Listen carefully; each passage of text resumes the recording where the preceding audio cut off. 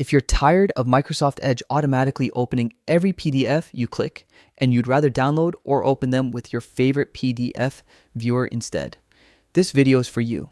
Today, I'll walk you through exactly how to stop Edge from opening PDF files automatically, step by step. Let's get right into it. First, open Microsoft Edge on your computer. Once it's open, head over to the top right corner of the window and click on the 3 horizontal dots. That's your menu button. From the drop-down, select Settings. Now, on the left-hand side of the Settings page, click on Cookies and Site Permissions. This is where Edge manages how different types of content are handled. Scroll down a bit until you find PDF documents. Go ahead and click on that.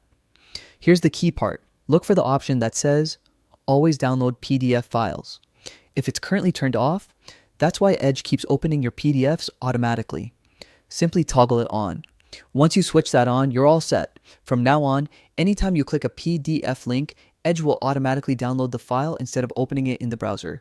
You can then choose to open it later using Adobe Acrobat, Foxit Reader, or any PDF viewer you prefer. This small tweak gives you complete control. No more unwanted browser tabs popping open when all you wanted was to download the file.